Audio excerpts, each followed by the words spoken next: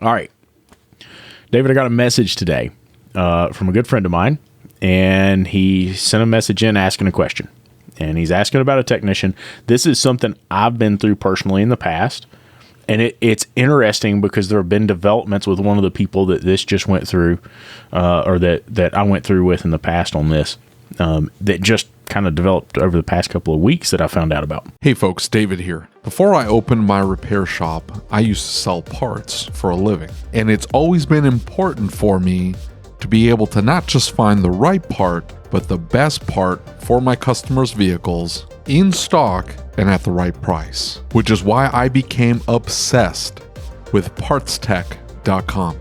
With PartsTech, I'm able to search an unlimited number of vendors for parts and tires, and with one click, I'm able to order from every single one of them at the same time.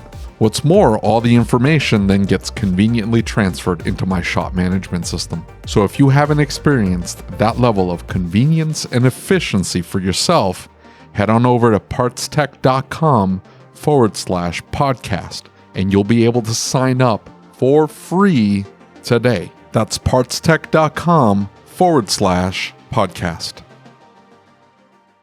And so I want to read his message, and I want to get your opinion on it. Now, we've done another video recently where we kind of talked about this from the other side, but to set the backstory, this is a shop owner's son. The shop owner's son is becoming more involved in the business. And he says, we have a tech that is an absolute wizard. Great diag and can destroy book time with pretty minimal, if any, comebacks. The issue is he's gotten very arrogant. He's a jerk to the younger guy he's supposed to be mentoring. Him and my dad have this really weird tension, and he seems super disrespectful and condescending to my dad, his boss. He gets a lot of special treatment that either he doesn't appreciate or doesn't realize. He throws a fit if the car is something he doesn't want to work on, even though he knows we have no issue sending problem vehicles away. If he advises against working on them, we just send them right out. It's a pretty long list, but kind of sums up what we're going through. I don't know.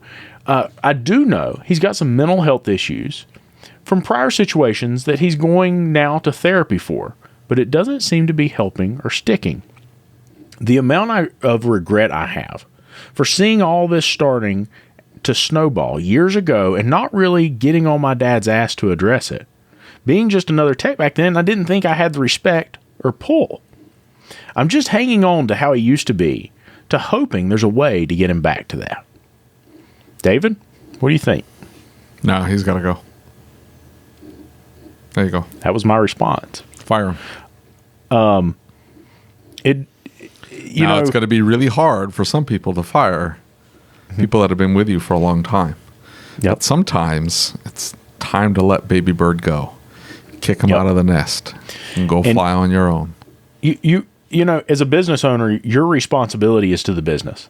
We begin to get this feeling about our employees that our sole responsibility is to the employees. The employees are the business. I mean, not those specific employees, but you get rid of all your employees, what do you got left? Mm-hmm. You have no business. You have a job. But that's kind of my point, is that we have an obligation to the business as a whole.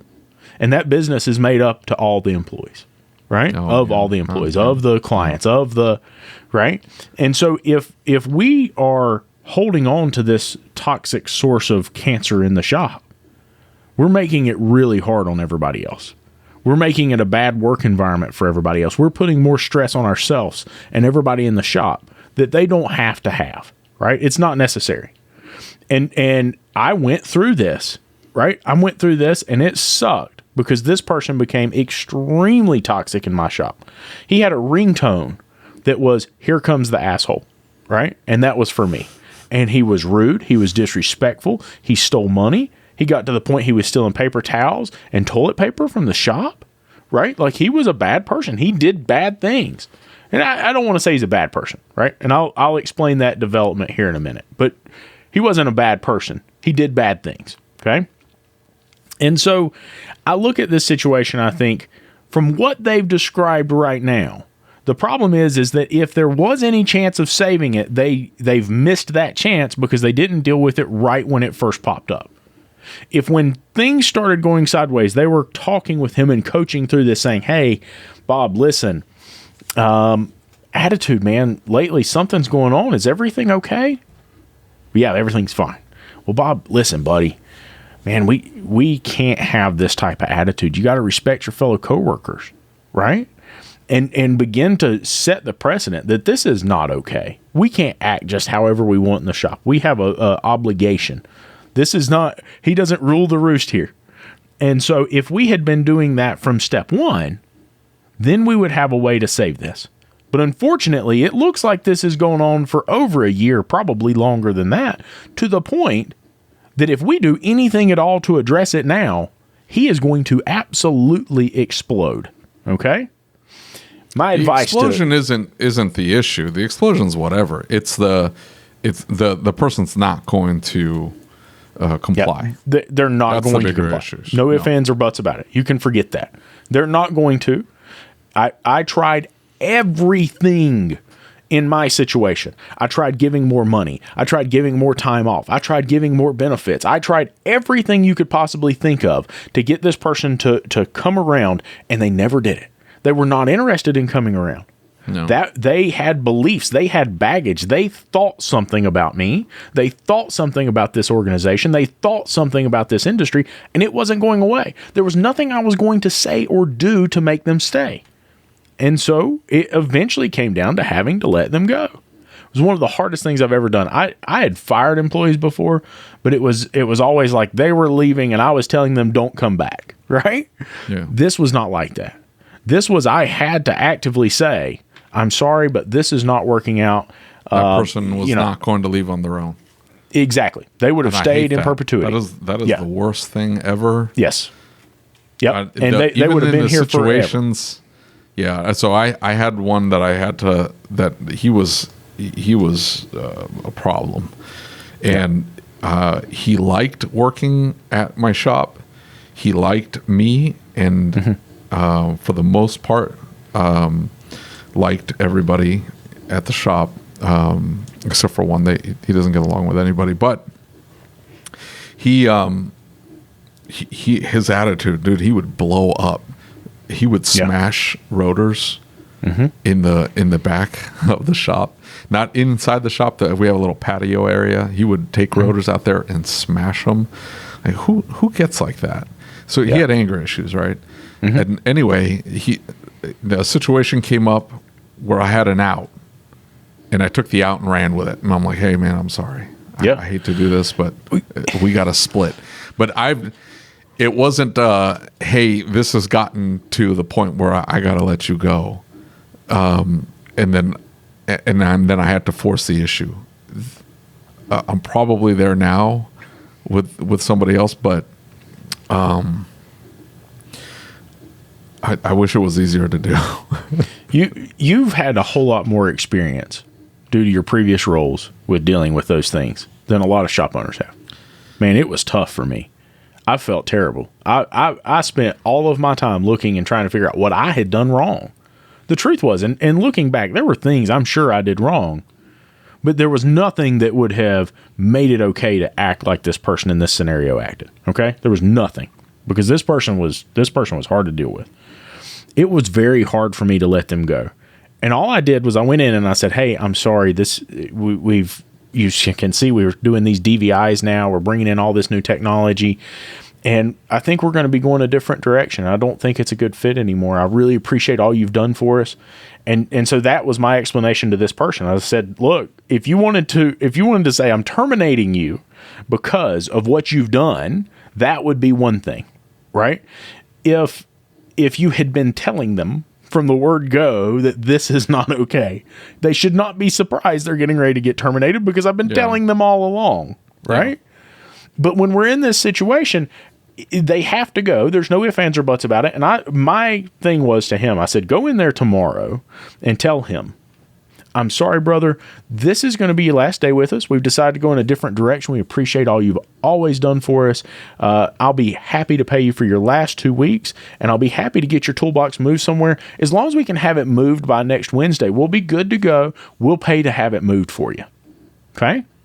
Now, if you're a technician and you're listening to that and your boss man comes to you with something like that, buddy, take it and you run. need to do some self-reflection and get out. Take it and run. Know? Yeah. It's time to go. Don't be a jerk about it. Don't make it tougher than it needs to be. Load your stuff up and go respectfully, and don't burn a bridge if you don't have to. If you're sour coming into work, though, I don't know. Make it easy on the owner. Quit. Make it easy on everybody. Make it easier on yourself. And so back to my story, I told this person exactly that. I said, man, I'm really, really sorry to tell you this, but we're going a different direction. We've implemented a lot of technology. I know that technology has been a real fight for you, and you've not really been interested in working with that technology, but it is the direction that the business is going. I just want you to know how much we appreciate you. I'm going to go ahead and give you the last 2 weeks' paycheck. That way you're paid, you're caught up, and while you're looking for something new, you're taken care of. All right. Yeah. I said, I'll pay to move your toolboxes. He said, that's not necessary. I appreciate everything you've always done for me. Really appreciate it. And that was the first nice thing he had said to me in years. Okay. Now, we spent the next 4 months cleaning up messes because he had already checked out at that point. He was not going to leave. He was going to continue to do what he did. And they were some really terrible messes. He damaged a lot of stuff that I paid for. Okay. Cost me a fortune. And what I found is that once he was gone, I began to find things that he had been covering up, that he had been able to cover himself for because he was there to tell a lie to cover himself. Okay. Yeah. Once he left, he was completely fine. There were no issues there, or so he said. He went to a friend's shop. He badmouthed me to the friend. He was working for that friend. And the person that he was married to began to call and make threatening statements and all kinds of stuff. And I just said, I'm really sorry about this. I wish it had turned out better. I wish you guys the best. And I blocked him and went on about my way. And I'm sure they continued to say things. Now, the development to that is recently I heard that person's no longer with us. And there was some, there was some regret to how that turned out, and to the fact that I had not tried to at least smooth that over and say, man, I'm sorry it worked out the way it did, at least be nice. But, that's something you deal with when you deal with the public. None of us are guaranteed tomorrow, right? You could go at any point in time. And I think for shop owners, it's hard to even fathom the idea that somebody that works for us may pass away. I talked to somebody recently who had somebody pass away in the shop, and how terrible that would be and going through that. But I look back and I think now, as much as I cared about that person, as much as I wanted them to have a good life and have everything they ever wanted, do I feel regret for letting them go? No, I don't, because I know it was the right decision. The minute that I let that person go, the culture in the shop improved 1,000%. The employees came to me and said, hey, I don't know why it took so long to do that. We were all getting ready to leave because that guy's a giant jerk. And production went up. We lost an employee and production went way up. And so I've heard all of these stories where shop owners say, yeah, but he's my lead producer. He's my best diet guy. Buddy, let me tell you something. If he's acting like that, he's not. Okay? Because what's going to happen is you're going to let him go and you're going to find out he's not nearly as good as you thought he was. He can be putting things up in front of you. He's beating book hour. What's he not putting on the car? What's he not doing properly that he's beating book hour with? When we talk about diags, what do you not know that he's just thrown the whole shebang at it and said, well, let's replace everything on the car. And he just said, well, parts he didn't put on the car. Exactly. He's just been keeping them inside, just hot swapping parts in there. Hey, Absolutely. It's a coil. I diagged it. Wow, that was fast. Yep. He's got a whole box of parts that somebody got charged for and didn't get put on the car. Yeah. And so that's the thing is I would about bet that there are quality issues that this shop doesn't know about. Yeah. And it can damage the shop's reputation. Every single time, even if somebody leaves amicably, it's always 30 days. The next 30 days, all of a sudden, those comebacks. Yep. I don't know why. It always happens that way. Happens. For the next 30 and now if the person is like really bad at their job, I don't know what you were doing, but for me, it's always been 30-ish days. The next 30 days, you're getting these weird comebacks. Like, hey, who touched that car last? Oh, it's like the guy who just quit or the guy who just got fired. Yep. Never fails. Reason. I just went through it. Yeah. And I'm going to tell you, as hard as it is, the very, very best thing is if you're in a situation like this, you have an employee who does not respect you and is disrespectful to other staff members, and it is obvious. They need to go right now. Not, hey, I'm going to let you work 2 weeks. Not, hey, let's try and work on this. If they have got to the point that they are disrespectful, you need to go in and you need to terminate immediately. You need to get them out of the shop as soon as possible. It will suck. You will not sleep the night before. You will feel terrible about it. That's if you've attempted correction and they have not complied. I don't know, David. If they've got to the point that this guy is, they've been there for a while and they're being disrespectful to other people. Well, that's it's what I'm one saying. thing if you have quality problems. You can make it's a one snide. thing if he's disrespectful to one person and he's making a little snide comment here and there. But if he's to the point of cursing the other staff members and there's this weird tension and he's rude to people and you're having constant attendance issues and you've got all this stuff going on. Oh, that's what I'm saying though. If the guy's working with an apprentice and he screams at the apprentice in a very unprofessional manner, he says something completely rude, and you find out about it, you know about it. Yeah. You immediately confront the employee and go, this was unprofessional. Yes. Code of conduct issue. I need you to apologize. And if the guy doesn't, he's like, I'm not apologizing. I don't care. It's like, okay, then I guess you don't work here. Then you cut them loose. But if they're like, oh, I'm sorry. At that point there, you've set the boundary. Now they go and apologize. They don't do it again. They do it again. You bring it up again and say, look, this is a second warning. This happens again, you're not going to be able to work here anymore. Not disagreeing with that. But I guess my point is if there's a lot of folks with somebody in their shop who is wholly toxic. Now, I'm not trying to blanket statement a lot of people. Please don't misunderstand. That's not what I'm getting at here. But if you have somebody in your shop and it's tense, right? You don't feel comfortable working in your shop because it's tense with them.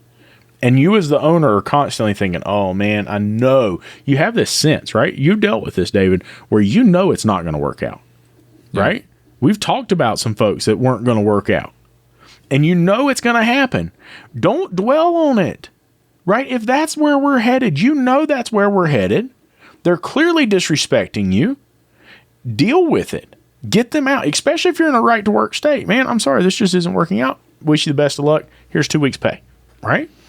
If you're in a right to work state, doesn't mean that you're still not going to get hosed for unemployment insurance. And you need to document everything that's happening. 100%. You need to document what's happening.